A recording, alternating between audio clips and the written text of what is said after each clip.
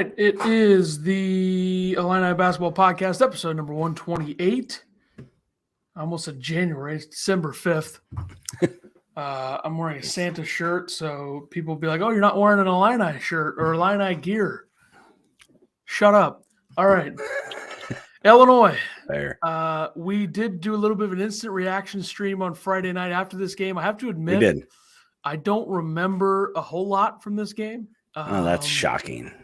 That is typically the MO for me. Yeah. But once we get into it, I think I'll start to, it'll all start to come back. But, Yeah.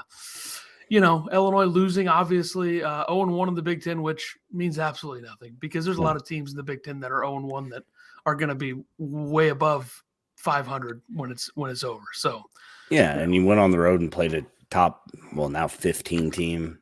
The thing that's a little bit annoying is like they were not a team that was expected to do anything in the preseason, which does make it a little bit annoying when you have a team like this that comes out like this. Like I said it, I don't know if it was off camera or on camera Friday. I just wish Illinois could be this type of team one year, but it's just not going to happen. That's fine. And you responded by saying Illinois is great in February, losing in March, which is totally accurate. Yeah, absolutely. We'll just get started with our POGs, players of the game. For each of us, we had two different ones in this game. So I went with Terrence Shannon Jr. I know that he struggled after the incident where his head got cut open and he missed back-to-back threes that weren't close. But I still think that kind of got the team going after, he came back from that. He played 37 minutes, so I think the only time he sat on the bench was when they were trying to stop the blood oozing out of his head. 7 for 16. He was 0 of 5 from 3, so his strokes not great. 5 of 15 last game, 0 of 5 this game. But I think that it's going to come back. 5 of 6 from the free throw line. Illinois only shot 8 free throws, so he had 6 of them. 19 points, 7 rebounds, 3 assists, a steal, a block, and 2 turnovers. So, but like I said, I think a big turning point of this game was when he, bumped heads with Reese, I believe, and Illinois kind of fed off that emotion. So that's why I put him up there. I thought he had a good game. If he would have knocked down one of those threes, the game changes, but it just wasn't there. And apparently he's got stitches. He's practicing, no concussion, so we should see him tomorrow night. So. It's good. I went with RJ Melendez, your boy, I would say. Yes. 33 minutes, 5 for 7 from the field, 2 for 3 from 3, hit 1 free throw, 13.7 rebounds, 2 blocks, 2 steals, 2 turnovers. I thought he played like a spark plug role where he hit a couple big threes when other players weren't making threes for the Illini, and it seemed like Maryland literally made every three. I'd like to look now. They were 9 for 23 from 3, but they were also They were 50% in the first half. 7 of 15. Yeah, and then Young hit that. So. Young took that one at the buzzer that he probably could have gotten a little closer. Yeah, so pretty much 50%. Yeah, I thought RJ was really good. I know the beginning of the game he got his butt chewed again by Underwood because that's just what happens. I believe all 7 of his rebounds were in the second half. So it seems like something is sparking him to have a better second half when he kind of struggles. And it's nice to see him finally coming into, his own in the game and taking what's given to him rather than forcing everything. Had a couple nice open 3 looks that he knocked down. So seems like he has a communication issues every game. Switching. Yeah. And I don't know. I've talked about it. I don't know if they're all on him. But I feel like he seems to be involved. So. He's definitely seemed better in the second half defensively. It didn't seem like there's as many breakdowns. I think Illinois kind of showed their capability to be better in one half over the other. We've seen it multiple times this season. I feel like in the Syracuse game, especially, like Syracuse, if Illinois plays elite defense all 40, I think they probably played 30 minutes of it. Yeah. Syracuse might not reach 35 points in that game if Illinois – like their defense was, especially like in transition, sometimes teams get by them. But you look at what RJ's doing: 15 points per game in the last 3 games, 6 of 13 from 3, and 9 of 10 from the free throw line. So he's been very efficient recently, and I think, in terms of 3-point shooting, I don't know if there's anybody that the Illini can rely on more right now than RJ. Right. Yeah. It's the shooting from outside. I mean, Coleman hit a couple big ones. One when the clock was running down and he had to shoot it.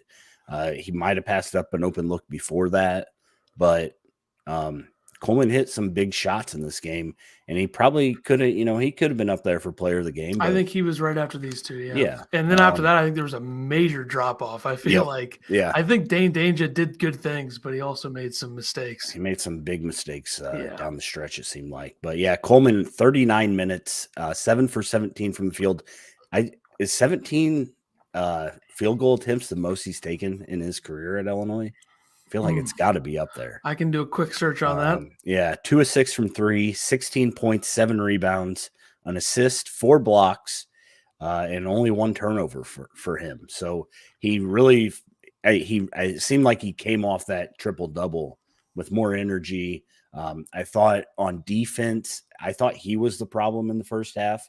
It seemed like he was trying to help guys like Sky and Sincere and those guys that were getting posted up down low instead of trusting. I mean, if Illinois wants to run this switch everything defense, you got to trust those guys to be able to play that defense.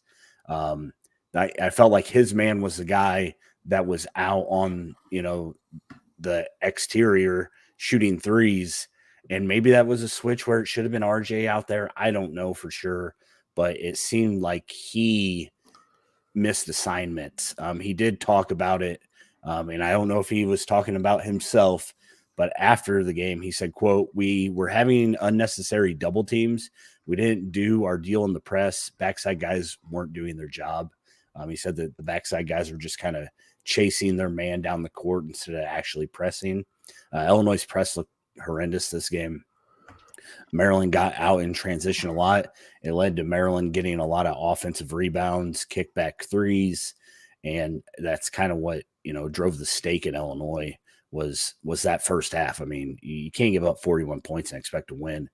Especially, I think they held them to like 25% shooting from 3 in the second half and 30% shooting or something like that from the field. So yeah, well, I think we kind of learned that Illinois probably not a team that's going to be able to overwhelm and dominate the press. Yeah. Or press other teams successfully unless it's a team that doesn't know how to do it, how to break it, or they don't like. I don't think Syracuse really has the athleticism to do that, and then Eastern Illinois, those types don't have it either. But I do have the stat for Hawkins here: 17 field goals in this game. He had 14 against Eastern Illinois this year and 12 against Marquette last year. So 17 is the high. And I don't think we're going to see more than 17. I wouldn't think. Yeah, but I'm okay with him being aggressive. It seemed late in the game when Illinois needed a bucket, he was more aggressive, trying to score. He had a nice little floater in the lane. When Illinois really, their half-court offense still is, has question marks. So Coleman, I thought played, the game he had to in this. As far as everything goes, like I said, the only thing was his defense kind of worried me there for a while. But again, he had 4 blocks. He played really well in the lane later. There was one where Sky was posting up and he was guarding Reese, I believe, and he didn't come over to help, which I didn't understand why when he's guarding a guard, he'll come help. But when he's guarding the other big, he doesn't help. And apparently that's the game plan. But it would have been nice if he would have helped in that situation too. But Sky, 31 minutes, 2 for 5, 1 for 3 from 3, hit a huge 3 to tie the game, I believe. And then we never saw him again. Jaden Epps came in and played the rest of the game. So he was perfect from the line, 1 for 1, 6 points, 3 rebounds, 2 assists. He did have 3 turnovers. I felt like the freshmen played like freshmen this game. First true road game makes sense. Yeah, Epps seemed to play like a freshman. And Coleman did say about that. He said, quote, "I think about last year's teams and the years before. We were a veteran team. We weren't prepared for this. It's loud out there. We don't know the play calls. We don't execute the plays." So I don't think he was really taking a shot at the young kids. No. He basically just reiterized that we have 19 more of these. They're going to learn. They're going to figure it out and get better from it. But yeah, first true road game last season they lost, so yeah. I mean, Crypto, what's up, buddy? Thanks for stopping by. I'm gonna look through that. I wonder how Underwood teams have fared in their first true road games. And I would also take the first couple seasons out of that. But I do think that there's something to be said about how early you're playing your first true road game, whether it's in conference or non-conference. Like teams, this year especially, I feel like there's certain teams that have just gone straight into it. And there's both sides. Both sides of it. Yeah. So I the freshmen got to grow up quick, and it was crazy in there. They were throwing pretzels and effing Coleman Hawkins and I don't know. I think Coleman kind of deserved that. And I guess he mouthed off to SVP, and when you start talking to the fans, they're gonna come back at you, I guess. So I don't think Coleman was upset about it. I think he feeds off that. So it is what it is. Matthew Meyer. I think he was your guy to watch this game. 14 minutes. Going to be a good spot for him. 1 of 4, 0 for 1 from 3, 2 rebounds, 1 steal, 2 points. Got in early foul trouble. Brad tried to play him with foul trouble. And Brad said that Matt had been practicing really well, and he was going to be a big part of what they do and getting him opportunities in this game. And Meyer kind of got in foul trouble and made that not possible. He did have a nice steal and a breakaway. But other than that, not much contribution out of him.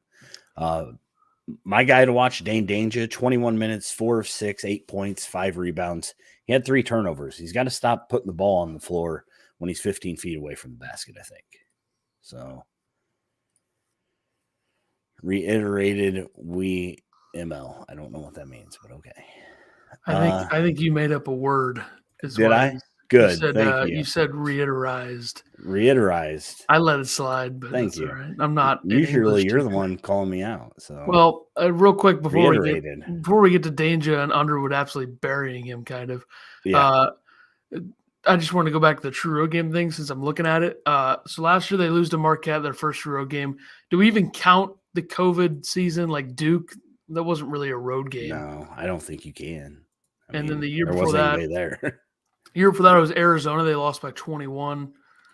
Year before that, it was Notre Dame. They lost by 2. Trent's shot should have gone in. That was BS. And then the other year was Wake Forest. They lost by 7, but they were also horrible that year. So that was the last year or the first year of Underwood. Then remember the last year of Gross, of course. They lost to Winthrop in Champaign, so that's embarrassing. But anyway, Crypto wants to know why Matt still starts. I don't really see what's the argument against starting him. I think would be my thoughts. Yeah, I mean, I don't think you can say much about him this game just because he played 14 minutes. It's not like he's holding the team back because he's starting. Yeah, and I don't know who I think you, especially against Maryland, I think you needed his length over. We can't complain about who's starting this year just because we had a guy last season that started and did absolutely nothing for 2 months. And I don't want to name names, but I think you all know who I'm talking about. Jay says, "What's up? What did Coleman do to the fans to piss them off?" Well, if Coleman said that they were chirping at him before the game, and then he hit the 3, and then he turned around and said something to Scott Van Pelt. My thing about Coleman is he makes a great play, and Illinois still down 5, and I don't think that's the time you mouth off to the fans, but it is who he is. So it is what it is. Jay Neps. I guess we didn't finish with Danger, did we? Danger him and Epps played the final 3 minutes of the game, which I thought was a weird call. Danger was really good when Reese was out with foul trouble, but it seemed like once Reese came back in, Danger couldn't get anything going. And then Underwood talked about it in the post game. He said, quote, "I made a mistake late and it will eat me. I left Danger in. That one's on me." He was talking about the defense at the end of the game, though, because with Dane, they don't switch everything. Dane, they're supposed to fight through ball screens, things like that. And as much as people want, I think it was Terrence Shannon Jr. that was guarding Young at the time. As much as people want to say that he needs to fight over that screen, Dane Danger needs to know the situation and close out on that. You cannot give up a 3 in that situation. When you're down 1, you can't go down 4 under 20 seconds. And you know what? If he slips and he gets a dunk or whatever, that's fine. There's only 4 seconds left on the shot clock. So that kind of annoyed me. I mean, I was screaming as they were coming down the court, don't give up a 3. So Jay said, I like the past 2 games of Coleman. Keep it going. Consistency is key with him. Yeah, I thought Coleman was really good this game. Except for his defense in the first half kind of annoyed me. And also Willard teased us with his zone early. And, Gary said we'll find out much more tomorrow. Sorry about my spelling. It's all right, man. Sorry about my speaking. So no big deal. So Jaden Epps was also in the final minutes. He got in foul trouble early. He got a weird charge called on him, which, everybody there said that it wasn't. But he played 10 minutes. He was 1 for 5, 0 for 2 from 3, 2 points, 1 assist, 1 turnover. When Sky hits that 3, I don't understand. I mean, Sky's feeling it. He's feeling good. I guess I just don't understand. I know that Epps is more of a scorer guard than Sky, but I just think Sky would have been better in that situation. You saw it in the Virginia game. Epps kind of gets into this I'm going to be the guy thing, which I'm not knocking the wide open 3. I was watching the paint down low, so I didn't see that he was wide open because it was so quick. And so I text you and I'm like, what is he doing? And you're like, he was wide open. And I saw it back. He was wide open. It was a good shot. Brad said that Jaden Epps gets a wide open look. Wide open. You make that and you see how they play down the stretch. So he's talking about his freshmen, how they were playing. If you put some pressure on them instead, then you see what happens to them.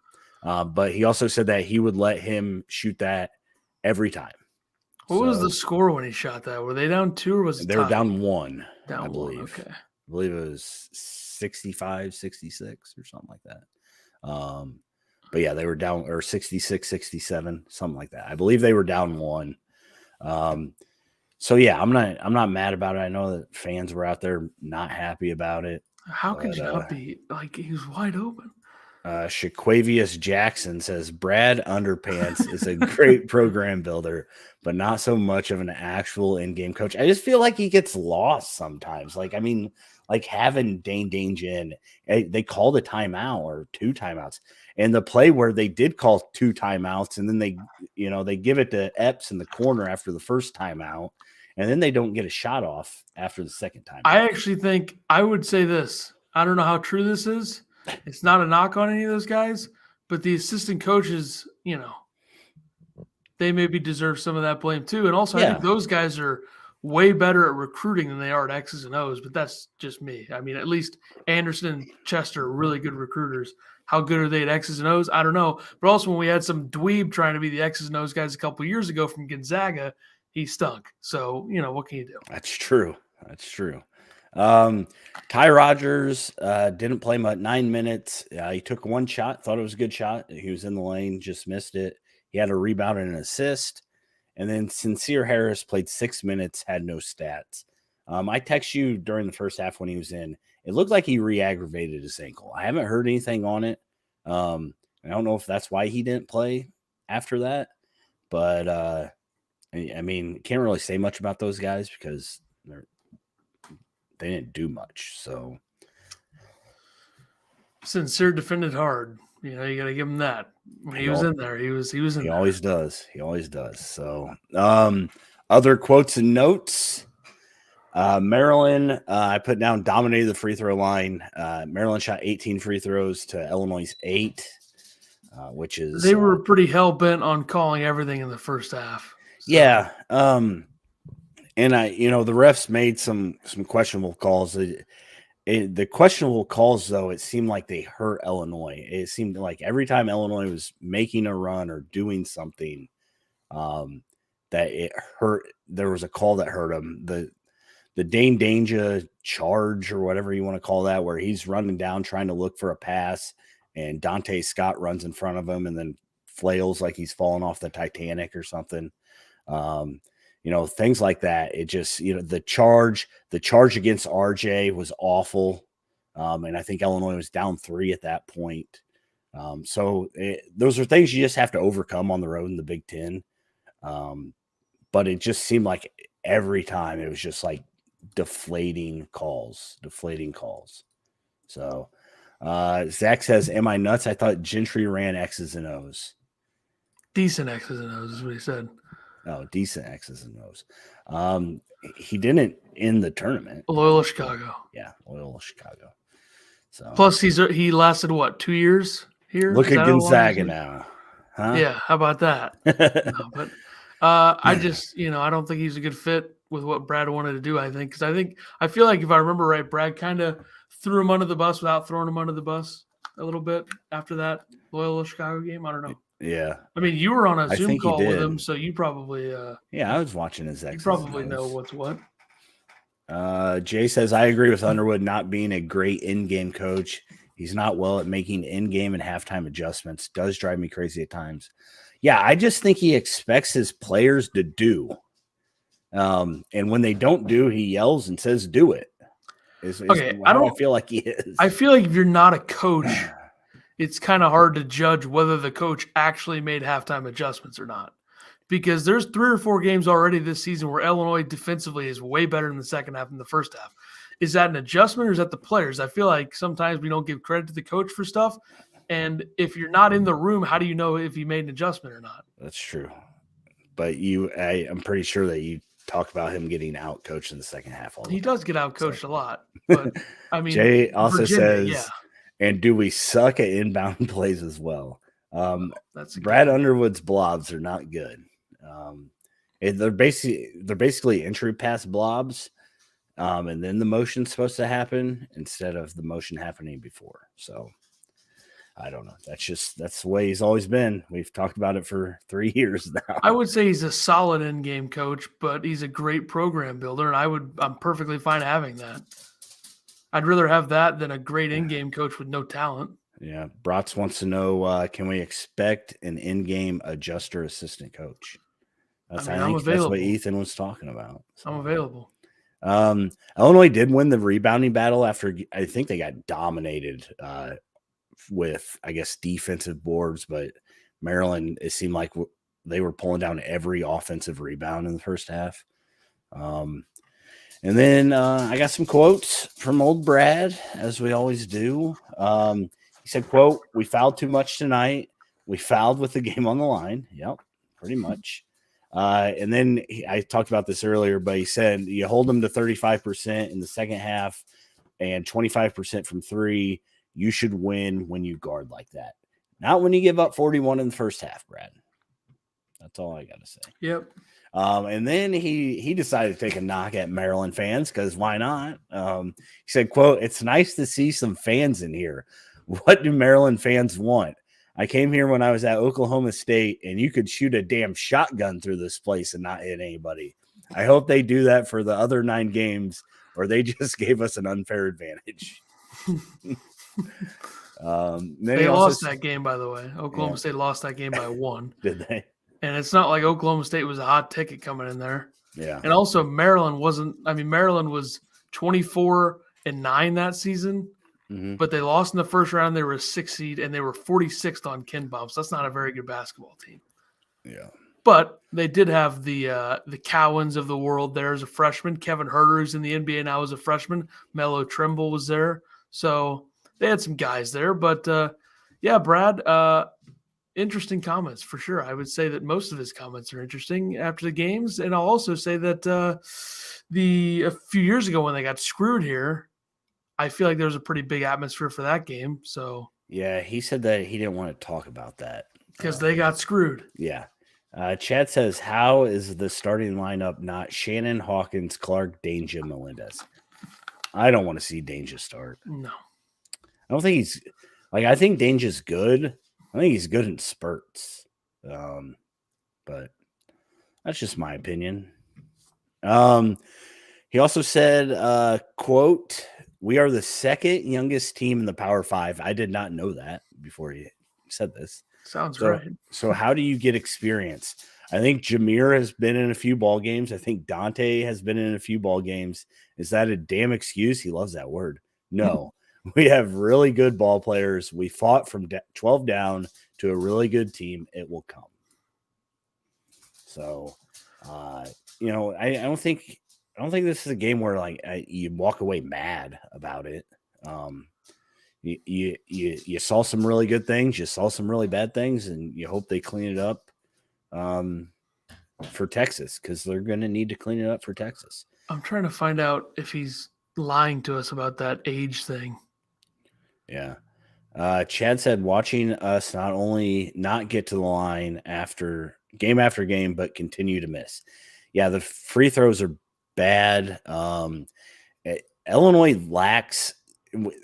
Brad talked about having all these penetrators, and it seems like Illinois' guys don't penetrate like we thought they were going to, at least not at this point. I think Meyer actually penetrates more than any other guy on the team. Maybe not Terrence Shannon. But right now, yeah, he's not giving them any productability. I'm just making up words all day.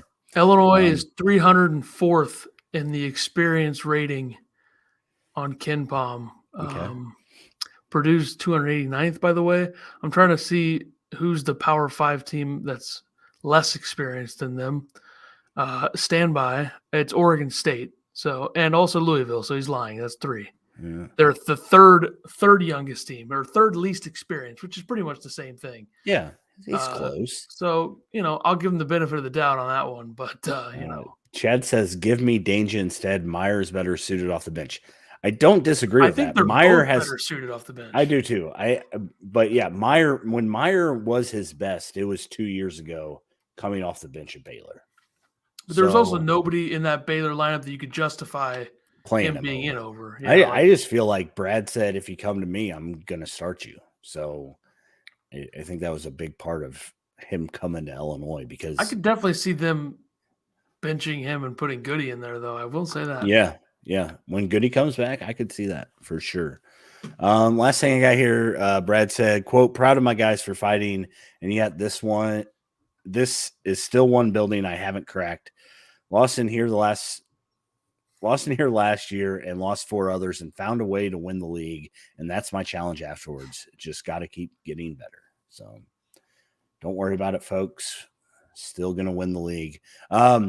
I thought that Illinois did a really good job on Scott. I think where Illinois is struggling right now is the guards, and guards that can shoot. You look at Jameer Young, who went 4 of 9 from 3, and Hakeem Hart, who went 5 of 6 from 3. That's where Illinois needs to figure out their defense. I talked about this, early in the season, is Illinois switching seems to leave a lot of guys open. And if they don't figure out how to not leave guys wide open, this is going to continue to be a problem. Yep. Glad you mentioned Goody. Who does he steal playing time from? Well, Brad said he was going to be a starter. So we thought maybe RJ. Now I'm thinking maybe Meyer. He might have maybe the freshman as well. See Rogers losing some time, maybe. Yeah. Sincere, maybe. I don't know. Yeah. But Goody's probably going to play 20 minutes. I don't know how he doesn't. So I think as the season goes on, you're going to see less and less of Ty Rogers and Sincere Harris. I really do. Probably. So. And they'll hit the portal.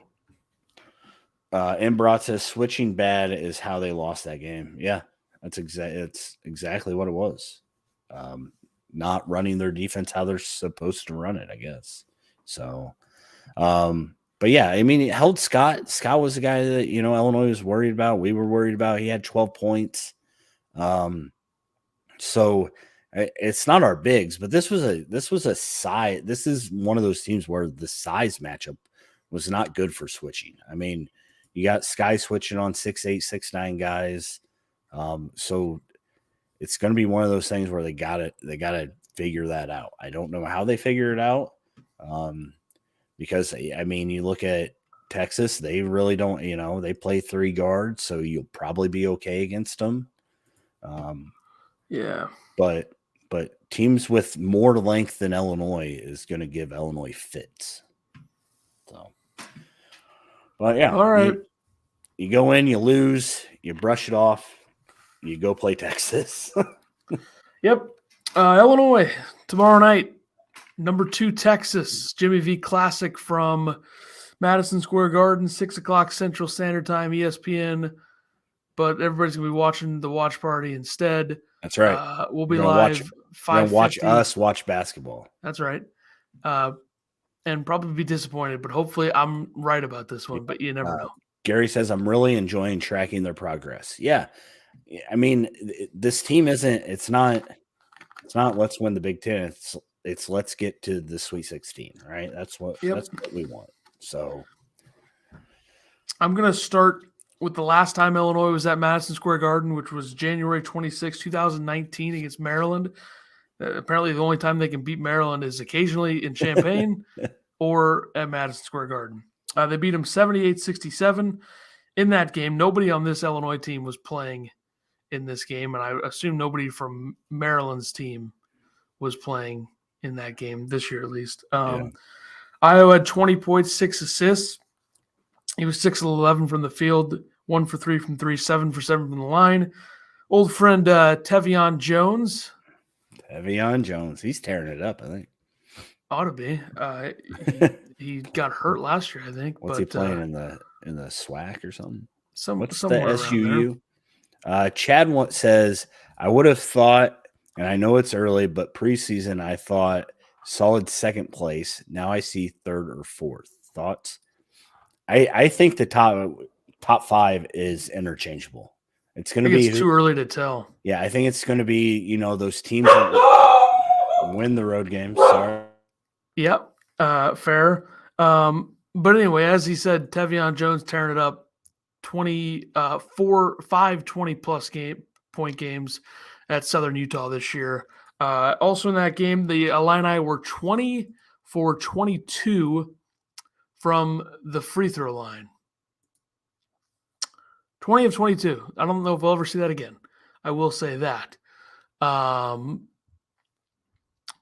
lineups in that game, Illinois rolled out Ayo Dosunmu, Trent Frazier, Georgie, Aaron Jordan, who easy to forget he was ever on the Illini, and DeMonte. Pretty small lineup right there. Forget about Georgie? Is that what you just said? No, I was talking about Aaron Jordan. Oh, yes. Maryland, they had Anthony Cowan, Bruno Fernando, Daryl Morcell, Eric Ayala, and Jalen Smith. So, yeah, I mean, I don't think we'll ever see Illinois go 20 for 22 from the line in a game, but you never know. Got to get to the line 22 times first. That's true. Maryland went 23-11 that season. They lost in the second round to LSU in the tournament, and Illinois went 12-21. So not a good Illinois team, but they did win at MSG under Brad Underpants. So there you go. Anyway, moving along. Year 2 in Austin for Chris Beard. Obviously went from Lubbock to Austin, Texas Tech to Texas. A move that a lot of people went after him for, but I don't blame him given the money that Texas has and the fact that he's got a completely loaded team in year 2. With a lot of the same players from last season. They just added even more. They're number 2 in the country. They're 6-0 on the season. He returned 5 players, including Marcus Carr and Timmy Allen from last year's team. Old friend Marcus Carr, of course, from Minnesota. Yeah. Stud freshman Dylan Mitchell's big time. 68% from the field this year. Really, really good defender. 6'8" as well. Their top wins, they both home games. They haven't played anywhere other than home this year. Or semi-home. They had a game against Northern Arizona. I believe it was a semi-home, whatever that means. I don't know where they played. Whatever. Gonzaga's number 9 on KenPom, even though they've struggled this season. They beat them by 19, and they beat Creighton, who lost to Nebraska, so they've definitely tanked a little bit in the rankings on KenPom. They're 22nd. They beat them by 5 last week at home, or a couple weeks ago, I guess. So, yeah, first neutral game of the season for the Texas Longhorns. Which interesting that Chris Beard talked a lot about how hard their schedule was in the preseason, which on paper going into the season, yeah, it looks really hard, but they have 0 true road games Yeah. in their preseason schedule or in And, their non-conference schedule. and everybody was really high on, Creighton, and they lost to Nebraska at home. I still think Creighton's good, but that's a bad one. And Gonzaga hasn't looked as good as they have in years past. So, and that's at home in a new building for Texas for those 2 games. So that changes everything. And also Illinois, I want to know Illinois doesn't have any true road games in their non-conference as well. So that's true. Unbiased here. That's true. Chad said you mentioned the transfer portal. Do you think we lose a couple or more from this year's team, or can Brad keep them happy? I think you have to assume that you're going to lose a couple no matter what. I think you're going to lose no matter what. Probably a guard. Regardless of if you're keeping them happy. So, yeah, I think that's just part of it now. Yeah. So, and Brott says good shooting free throws is a comfort level we are not at yet. Yeah, we're not even close. Not even sniffing it. But as I mentioned, I don't have any doubts this Texas team is elite. I think they're really good. Let's go to their lineup here. They have Tyrese Hunter, 6-foot guard, had 26 points and was 9 of 14 from the field against Gonzaga. Transferred from Iowa State, one of the best point guards in the country, I think, when he's playing well.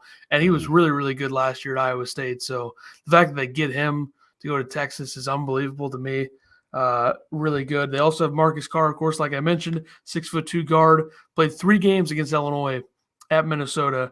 He shot 25% from the field, 44% from 3, 93% from the line, 11.6 points per game, which I don't think those numbers are that good considering how high profile he was supposed to be at Minnesota, like their top guard. And he didn't really play well against Illinois, especially the last couple times. Yeah.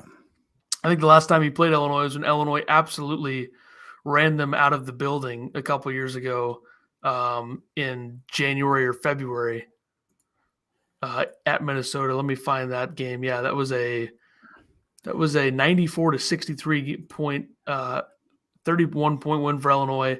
Kofi had 22, Iowa had 19, Trent had 15, Grandison had 12, Marcus Carr had 12 points on 3 of 11 shooting in that game. So, yeah. So did Beard? Beard would have had to recruit Terrence Shannon Jr., right? I would assume. That lines up, yeah. Anyways. I mean, it could have been one of his assistants going hard, but he did coach him, I believe, yeah. Chad said that he knew that Curbelo was gone after how little he played. And he said, will clueless Underwood do that again to someone? I think Sincere could be that guy. I would actually lean more towards Epps than Sincere. That's just me. I think Epps is going to play plenty. But I don't think that matters. Yeah. Does NIL money help keep some of these kids from transferring? I don't know much about it. Can you clue me in? I think Illinois has a pretty good NIL system right now. I don't think kids will leave for NIL money. I don't know if it would keep anybody, though. We're talking about a possible All-American point guard that left Iowa State.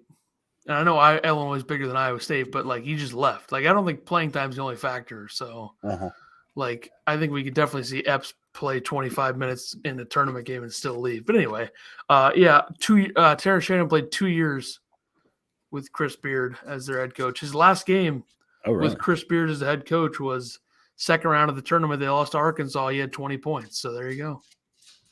Boom. They must know each other well. So we'll see if that plays any sort of factor. I don't really think it will, but I digress. They have Timmy Allen as well, brother of Teddy Allen, who played at Nebraska a couple years ago, I guess.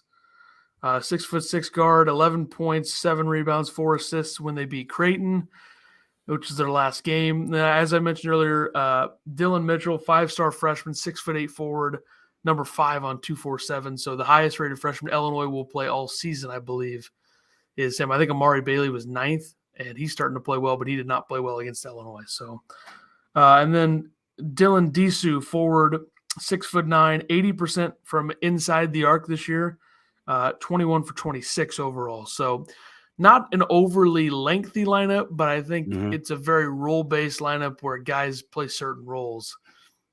And obviously that matters when you have a team like this. I don't think that, Timmy Allen's there to score points. I don't really think Disu and Mitchell are there to score that many points either. So Right. Yeah. I think it's a lot of guard heavy scoring, which hasn't fared well for Illinois. So well, kind of a scary game. Yeah, I feel like UCLA had some guys that were guards that were supposed to score, right? Yeah, supposed to. I don't consider Tiger a scorer though. Singleton had a lot of points. I think he's a guard anyway. Yeah. Ken Palm, adjusted offense, Illinois 33rd, Texas 15th. Adjusted defense, Illinois 12th, Texas 3rd. And adjusted tempo, Illinois 22nd, Texas 155th. So bit of a contrast in styles, but I don't think that's going to dictate how this game goes. Players to watch. Players to watch. I went with Coleman Hawkins. I want to see if we get aggressive Coleman Hawkins or non-aggressive Coleman Hawkins. I want to see him close out on guards, like Tyrese Hunter, who I picked from Texas. I think that, again, Illinois struggled with guard-heavy lineups that score a lot. Tyrese Hunter is averaging 16 a game. Marcus Carr 15.5, and Rice is averaging 10. So their three guards are all averaging double digits. And Hunter and Carr shoot around 40% from three. So you can't leave them wide open. No. I'm going to go with Sky Clark for Illinois. I want to see how he follows up the not getting to play late in that game, made some big plays, made some mistakes. Interesting to see how he plays against their guards. I picked Marcus Carr since he's an old friend of the Illini. Illinois has pretty much destroyed them every time they've played against him. But, of course, that's not Minnesota, and Patino's son's not on the other side there. So that's definitely a big factor. I think Chris Beard's a bit of a better coach than him. So, yeah, I'll go with Clark and Carr. All right. Jay's excited about the 6 p.m. start. Us too. Yeah, I mean, you look at thereafter, Penn State is an early game on Saturday, Saturday, and then Alabama A&M's an afternoon game. So you got some day games coming up here, and Missouri naturally 8 p.m. on a Thursday. Why not? So the rest of the year they got 2 more 8 p.m. games, even though Bethune-Cookman 7:30, pretty much the same thing. Yeah. Anyway.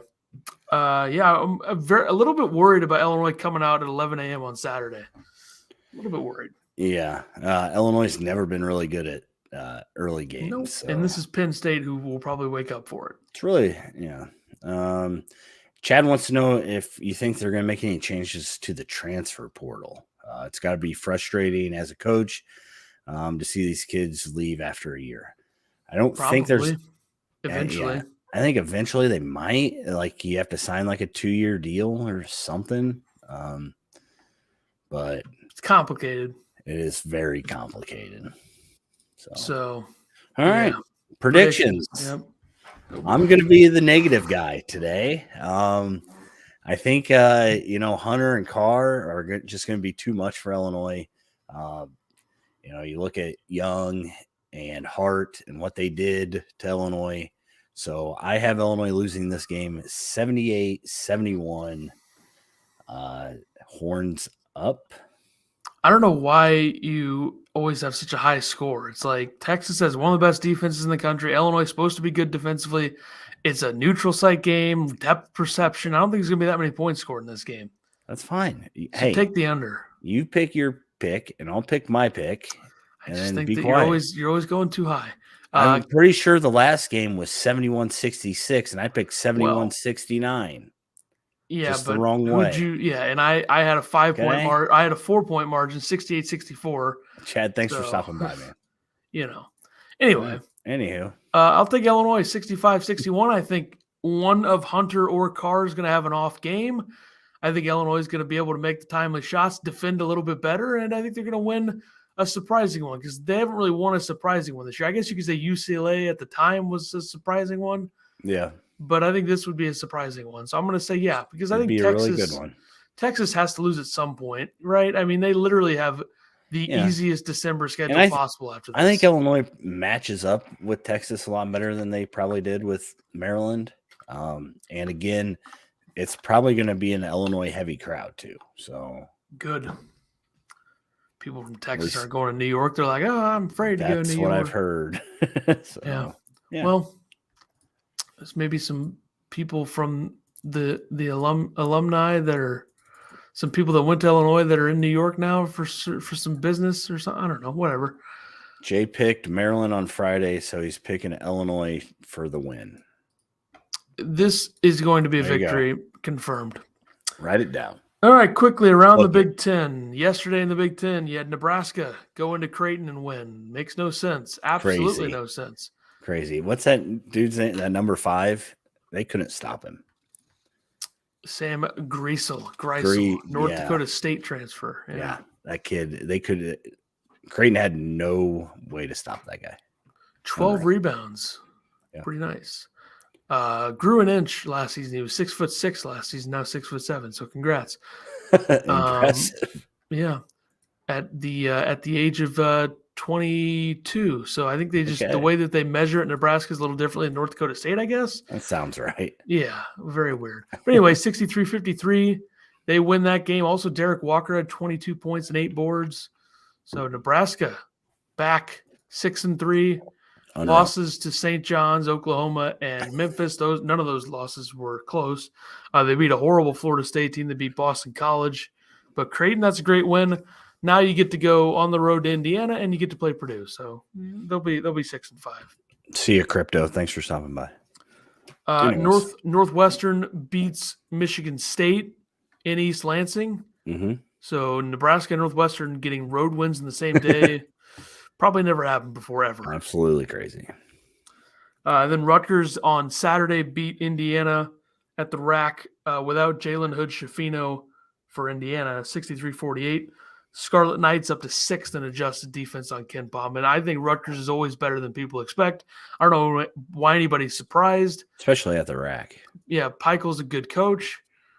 Definitely makes a difference when they're at home. I think that they'll have a chance to beat Ohio State on the road, though, this week. But you never know. But I've always been a little bit higher on Rutgers than others just because I know how good Peichel is. I know how hard they're going to defend. And their defense is keeping them alive right now because they're 107th in adjusted offense. So a big gap between those two.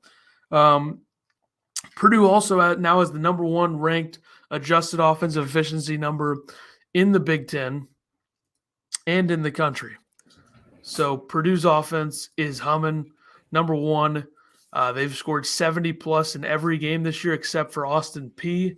And ironically enough, I made fun of Purdue for scoring 63 points against Austin Peay, and they pretty much scored a ton of points since I did that. So not a good look for me, I guess.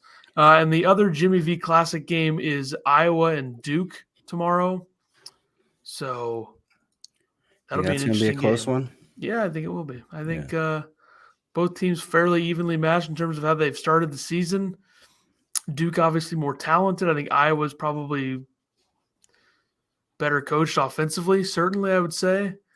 And we'll see. Breakout player of the year. So that's true. Iowa coming off of a blowout win over Georgia Tech where Chris Murray had 20 rebounds and 31 points. But anyway.